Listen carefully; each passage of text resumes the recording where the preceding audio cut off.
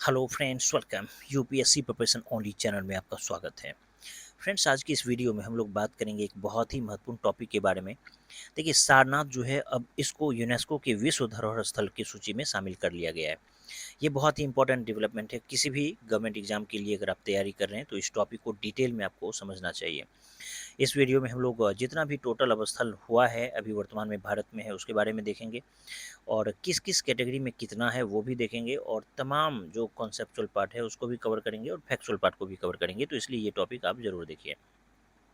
देखिए, यहाँ पर दिया है कि चर्चा में क्यों है, तो 25 जुलाई 2026 को दक्षिण कोरिया के बुसान में आयोजित यूनेस्को विश्व धरोहर समिति के 48वें सत्र में जो है सारनाथ को यूनेस्को विश्व धरोहर स्थल यानी कि यूनेस्को वर्ल्ड हेरिटेज साइट में जो है स्थान दे दिया गया है। तो यूनेस्को वर्ल्ड हेरिटेज साइट का इसको दर्जा प्रदान किया गया है। इसके साथ ही भारत में अब जो है ना कुल विश्व धरोहर स्थलों की संख्या टोटल 45 हो गई है। तो ये जो नंबर है इसको आप ज़रूर याद रखिए कि भारत में अब यूनेस्को में शामिल जो वर्ल्ड हेरिटेज साइट है उसकी संख्या टोटल 45 हो चुकी है। ये जो 48वां है ये सत्र है, 48वें सत्र की बैठक हुई है, लेकिन अब भारत में टोटल संख्या 45 हो गई है जो कि पहले 44 थी। तो देखिए, यहाँ पर दिया है, जब किसी स्थान का असाधारण सार्वभौमिक महत्व हो यानी कि आउटस्टैंडिंग यूनिवर्सल वैल्यू हो तो फिर उसको यूनेस्को के विश्व धरोहर स्थल में घोषित शामिल कर दिया जाता है। इससे उस स्थल को अंतर्राष्ट्रीय पहचान मिलती है, संरक्षण मिलता है और वैश्विक सहयोग प्राप्त हो जाता है। अब सारनाथ भी इस सूची में शामिल हो गया है।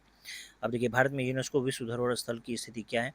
तो वर्तमान में जो है टोटल अब आप देख चुके हैं कि भारत में अभी फ़िलहाल 45 वर्ल्ड हेरिटेज साइट है। अब ये जो 45 है इसका डिवीज़न किस-किस रूप में है। कल्चरल साइट यानी कि सांस्कृतिक विरासत जो है भारत में अब 37 है। प्राकृतिक विरासत पहले से ही 7 है तो अब भी 7 है, और जो मिक्स्ड है मिश्रित श्रेणी में 1 है जो कि पहले भी 1 था अब भी 1 ही है, जो कि है कंचनजंगा राष्ट्रीय उद्यान, जो कि सिक्किम में है। तो कंचनजंगा जो है सिक्किम, ये मिश्रित श्रेणी में आता है। चलिए आगे बढ़ते हैं। विश्व में अब भारत का जो है 45 चूँकि वर्ल्ड हेरिटेज साइट है, तो भारत का जो विश्व में रैंकिंग है अब 6th हो चुका है। और एशिया प्रशांत क्षेत्र में भारत का रैंकिंग कितना है, तो भारत का सेकंड रैंकिंग है, चीन का सबसे ज़्यादा है। यानी कि चीन 1 नंबर पर है, भारत अब सेकंड रैंक पे आ गया है। अब देखिए, उत्तर प्रदेश, अगर भारत की आप टोटल बात करेंगे तो उत्तर प्रदेश में चूँकि ये सारनाथ पड़ता है, तो उत्तर प्रदेश में अब 4 यूनेस्को स्थल हो चुका है। ताजमहल, आगरे का किला, फतेहपुर सीकरी और सारनाथ, ये सारनाथ वर्तमान में ऐड हुआ। और भारत में सबसे ज़्यादा किस स्टेट में वर्ल्ड हेरिटेज साइट है, तो वो है महाराष्ट्र। आगे आपको मिलेगा इस कंटेंट में ही। तो महाराष्ट्र में सबसे ज़्यादा है। ठीक है।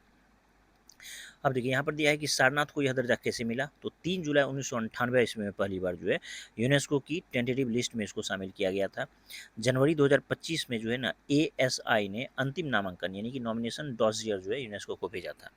उसके बाद आईसीओएमओएस ने तकनीकी मूल्यांकन कर सकारात्मक सिफारिश की। 25 जुलाई 2026 को जो है 48वें सत्र में फाइनली इसको आधिकारिक स्वीकृति मिल गई। तो आईसीओएमओएस का फुल फॉर्म होता है international council on monuments and sites, जो कि यूनेस्को की विशेषज्ञ संस्था है जो कि सांस्कृतिक धरोहर स्थलों का मूल्यांकन करती है। तो इसके द्वारा ही जो है फाइनली 48वें सत्र में इसको मंजूरी मिल गई। अब देखिए, सारनाथ का ऐतिहासिक एवं धार्मिक महत्व क्या है। देखिए, बोध गया में जब ज्ञान की प्राप्ति भगवान बुद्ध को हुई थी तो उसके बाद सारनाथ के मृगदाव यानी कि डियर पार्क में जो है अपना प्रथम उपदेश उनके द्वारा दिया गया था। इस घटना को धर्मचक्र प्रवर्तन बोला जाता है, और यहीं प्रथम बौद्ध संघ यानी कि फर्स्ट बुद्धिस्ट संघ की स्थापना की गई थी। और यह बुद्ध से जुड़े 4 प्रमुख तीर्थों जिसमें लुम्बिनी, बोधगया, सारनाथ और कुशीनगर जो है उसमें से एक है।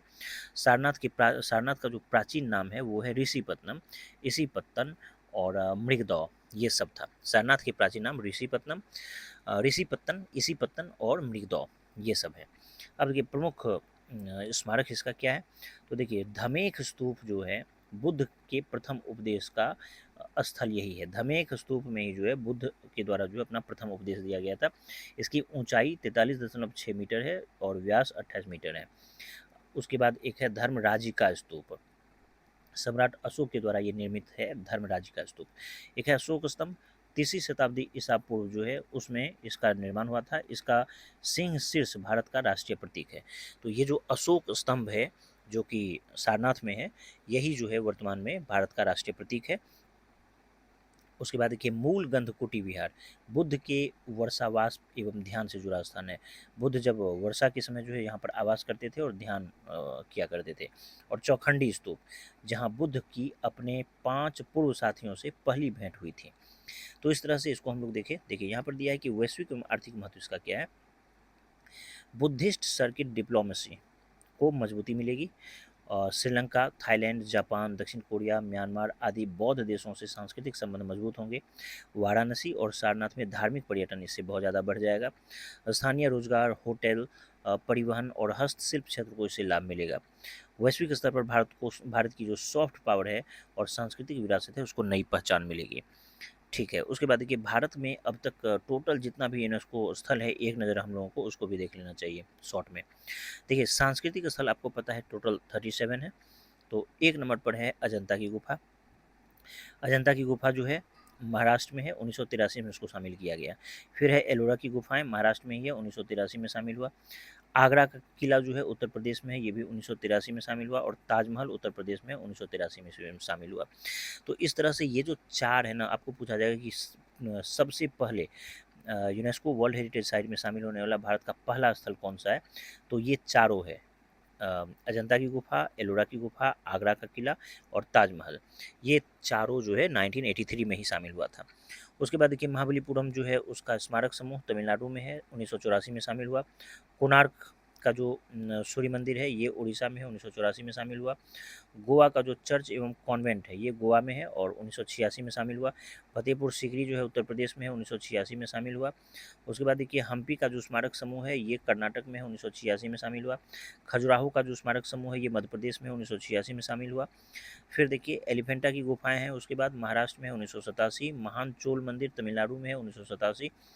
पट्टदकल के स्मारक समूह कर्नाटक में है 1987। सांची के बौद्ध स्तूप मध्य प्रदेश में है 1989। हुमायूं का मकबरा दिल्ली में है 1993। देखिए कुतुब मीनार एवं उसके स्मारक जो है दिल्ली में है 1993, 1993। भारतीय पर्वतीय रेलवे जो है पश्चिम बंगाल, तमिलनाडु, हिमाचल प्रदेश, 1999 में इसको शामिल किया गया। महाबोधि मंदिर जो बिहार में है और 2002 में इसको शामिल किया गया। इसको याद रख लीजिए जिनको भी बीपीएससी देना है कि ये 18वें क्रम पे आता था। और महाबोधि मंदिर परिसर बोधगया में है। ठीक है, उसके बाद देखिए भीमबेटका रॉक शेल्टर्स मध्य प्रदेश में, भीमबेटका की गुफा 2003 में। छत्रपति शिवाजी टर्मिनस ये महाराष्ट्र में है 2004 में। और फिर देखिए चंपानेर पावागढ़ पुरातात्विक पार्क जो है गुजरात में है 2004। लाल किला परिसर दिल्ली में 2007 में शामिल हुआ। जंतर मंतर जो जयपुर का है ये राजस्थान में 2010 में शामिल हुआ। फिर 24 में है राजस्थान के पहाड़ी किले, ये राजस्थान में है 2013 में शामिल हुआ। रानी की वाव जो कि पाटन में है, जो कि गुजरात में है 2014 में। नालंदा महाविहार बिहार में है 2016 में। तो 26वें नंबर पर बीपीएससी देने वालों के लिए इंपॉर्टेंट हो गया। नालंदा महाविहार जो है कब शामिल हुआ, 2016 में, 2002 में और 2016 में। अब देखिए लेक कॉर्बुजिए का की स्थापत्य कार्य कैपिटल कॉम्प्लेक्स ये चंडीगढ़ में है। यानी कि लेक कॉर्बुजिए का जो स्थापत्य कार्य है ये चंडीगढ़ में है, 2016 में शामिल हुआ। ऐतिहासिक शहर अहमदाबाद गुजरात में है, 2017 में शामिल हुआ। मुंबई का जो विक्टोरियन गोथिक एवं आर्ट डेको एंसेंबल है ये महाराष्ट्र में है, 2018 में शामिल हुआ। तो मुंबई का विक्टोरियन गोथिक एवं आर्ट डेको एंसेंबल ये महाराष्ट्र में 2018। अब देखिए जयपुर शहर जो है राजस्थान में है, 2019 में। काकतीय रुद्रेश्वर रामप्पा मंदिर इसी को बोलते हैं, काकतीय रुद्रेश्वर मंदिर तेलंगाना में है, 2021 में इसको शामिल किया गया। धौलावीरा गुजरात में है, 2021 में शामिल हुआ। शांति निकेतन जो है पश्चिम बंगाल में है, 2023 में। होयसल का जो पवित्र मंदिर समूह है कर्नाटक में है, 2023 में शामिल हुआ।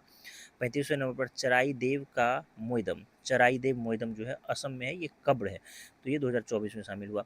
मराठा सैन्य परिदृश्य जो है 36वां है, महाराष्ट्र और तमिलनाडु दोनों में, महाराष्ट्र में और तमिलनाडु दोनों राज्य में पड़ता है। तो मराठा सैन्य परिदृश्य 2025 में शामिल हुआ और ये 36वां था। यहाँ पर आप देखिए 36वां है। और 37वां जो है अभी वर्तमान में सारनाथ का प्राचीन बौद्ध स्थल है उत्तर प्रदेश में, 2026 में शामिल हुआ। तो इससे ठीक पहले मराठा सैन्य परिदृश्य था जो कि महाराष्ट्र और तमिलनाडु राज्य में 2025 में इसको शामिल किया गया था। फिर 2024 में आप देखिए कि चराईदेव मोइदम जो है असम का कब्र है, तो इसको शामिल किया गया 35। तो 35, 36, 37 अब आप इसको याद रखिए। ठीक है, अब देखिए रेस्ट जो बचा हुआ स्थल है प्राकृतिक स्थल में 7 है, तो 38वां ओवरऑल टोटल 38वां है और प्राकृतिक स्थल का पहला, इसको याद रखिए। तो ये हो गया आपको प्राकृतिक स्थल में पहला। काजीरंगा राष्ट्रीय उद्यान असम में है 1985, और 2 नंबर पर आपको 39वां मानस वन्यजीव अभयारण्य असम में है 1985। तीसरा जो है प्राकृतिक का तीसरा और ओवरऑल 40वां, ओवरऑल 40वां ये केवलादेव राष्ट्रीय उद्यान राजस्थान में हो गया 1985। 41वां और चौथा हो गया ओवरऑल सुंदरबन राष्ट्रीय उद्यान पश्चिम बंगाल में 1987 में शामिल हुआ। पाँचवां देखिए, पाँचवां जो है 42 नंबर में नंदा देवी एवं फूलों की घाटी राष्ट्रीय उद्यान उत्तराखंड में है 1988। और ओवरऑल ये 5 हम लोग देख लिए, तो ये छठा हो गया। 43 नंबर का पश्चिमी घाट महाराष्ट्र। पश्चिमी घाट कहाँ है? महाराष्ट्र, गोवा, कर्नाटक, तमिलनाडु, केरल, इन सारे राज्यों में पश्चिमी घाट फैला हुआ है। 2012 में इसको शामिल किया गया था। और लास्ट यहाँ पर देखिए 7वां जो कि 44वां है महान हिमालयन पार्क यानी great Himalayan park, great Himalayan national park, ये हिमाचल प्रदेश में है, जो कि 2014 में इसको शामिल किया गया। और मिश्रित श्रेणी में केवल एक है जो कि 45वां है। तो ओवरऑल यही 45वां है। तो कंचनजंगा राष्ट्रीय उद्यान 45वां, ये सिक्किम में है 2016 में। चलिए, तो अब देखिए कुछ इंपॉर्टेंट फाइनली फैक्ट्स हम लोग देख रहे हैं कि कुल यूनेस्को विश्व धरोहर स्थल अब भारत में टोटल हो गया है 45, सांस्कृतिक स्थल है 37, प्राकृतिक स्थल है 7 और मिश्रित स्थल है 1। विश्व रैंकिंग में भारत का रैंक 6वां है और एशिया प्रशांत क्षेत्र में जो है दूसरा है और चीन का पहला है। नवीनतम अभी हाल फिलहाल में 2026 में कौन शामिल हुआ? तो सारनाथ उत्तर प्रदेश। सबसे पुरानी प्रविष्टियाँ 1983 में 4 शामिल किया गया था, तो अजंता की गुफा, एलोरा की गुफाएं, आगरा का किला, ताजमहल, ये 1983 में 4 किया गया था। सबसे अधिक यूनेस्को स्थल वाला राज्य जो है महाराष्ट्र है, जहाँ 6 स्थल है। उत्तर प्रदेश में 4 स्थल है, हम लोग देख चुके हैं, ताजमहल, आगरा का किला, फतेहपुर सीकरी और सारनाथ जो अभी शामिल हुआ। बिहार का यूनेस्को में 2 स्थल है, महाबोधि मंदिर परिसर बोधगया 2002 में और नालंदा महाविहार 2016 में। मिक्स श्रेणी में अभी हम लोग देख चुके हैं कि कंचनजंगा राष्ट्रीय उद्यान मिक्स्ड श्रेणी में आता है सिक्किम में। चलिए, अब हम लोग इससे जुड़ा एक एमसीक्यू देख लेते हैं कि सारनाथ के संबंध में निम्नलिखित कथनों पर विचार कीजिए। इसे 2026 में यूनेस्को विश्व धरोहर स्थल में शामिल किया गया और यह भगवान बुद्ध ने अपना प्रथम उपदेश दिया था। सारनाथ का अशोक स्तंभ भारत के राष्ट्रीय प्रतीक का आधार है। तो इसका जो है तीनों ही स्टेटमेंट बिल्कुल करेक्ट हो जाएगा, तीनों स्टेटमेंट इसका सही जवाब है। तो चलिए, हम लोग इस पूरे टॉपिक को कवर किए। आप लोगों को इसका जो पीडीएफ है मंथ के लास्ट में जुलाई 2026 का संपूर्ण पीडीएफ आप लोगों को प्रोवाइड करवा दिया जाएगा। आप लोग इसको डाउनलोड कर सकते हैं, पीडीएफ प्रिंट आउट निकलवा सकते हैं या खुद से अपने मोबाइल में या टैब में रख के आप इसको पढ़ सकते हैं। चलिए, उम्मीद करता हूँ ये वीडियो आप सबको पसंद आया होगा। धन्यवाद।